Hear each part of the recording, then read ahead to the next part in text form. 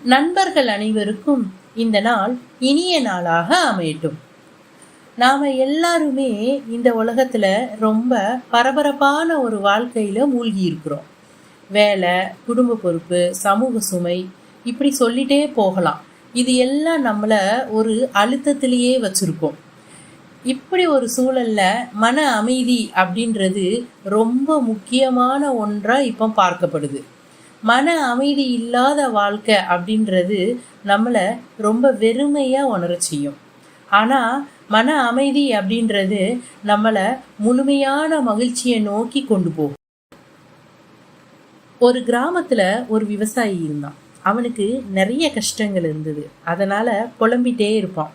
அப்போ அவன் கூட இருக்கிற எல்லாரும் அவனை பார்த்தாலே தெரிச்சு ஓடுவாங்க. ஐயோ, இவன் புலம்ப ஆரம்பிச்சிருவானே அப்படின்னு சொல்லிட்டு. ஒரு மன அமைதியே இல்லாமல் அவனும் சங்கடப்பட்டு அவனை சுற்றி இருந்த எல்லாரையுமே சங்கடப்படுத்திக்கிட்டு இருந்தான். ஒரு ஸ்டேஜில் என்ன ஆயிடுச்சு அப்படின்னா, அந்த கிராமத்தில் அவனை பார்த்தாலே எல்லாரும் ஓடி ஒளிஞ்சு ஒதுங்கி போகிற அளவுக்கு போயிட்டாங்க. இதுக்கப்புறம் அவனுக்கு யார்கிட்ட போய் என்ன சொல்லனே தெரியல. இனிமேல் கடவுள் விட்ட வழின்னு சொல்லிட்டு கடவுள்கிட்ட போய் பேசலாம் அப்படின்னு சொல்லிட்டு, கடவுளே என்கிட்ட வந்து பேசுங்க அப்படின்னு சொல்லி கூப்பிட்டான்.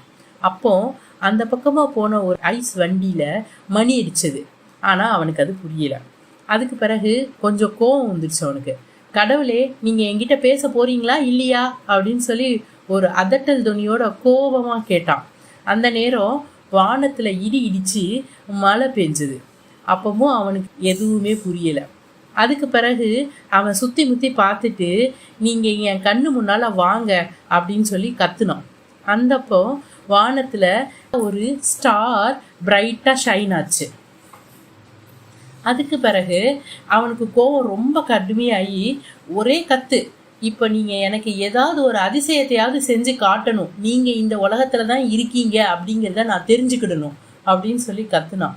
அந்த நேரம் அவன் வீட்டு பக்கத்தில் இருந்த ஒரு ஆடு குட்டி போட்டுச்சு.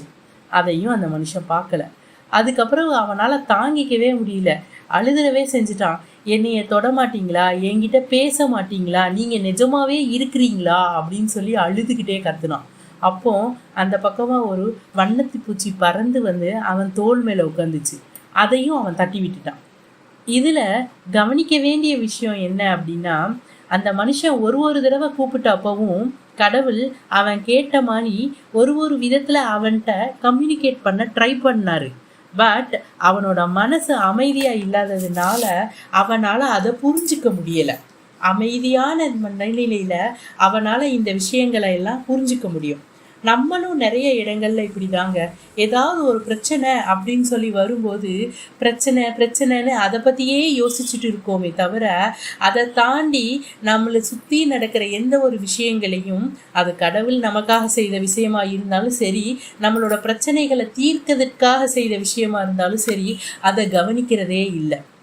இந்த கதையில் பார்த்தீங்க அப்படின்னா, மன அமைதியை அடையணும் அப்படின்றவங்க முதல்ல அமைதியாக இருக்கணும்.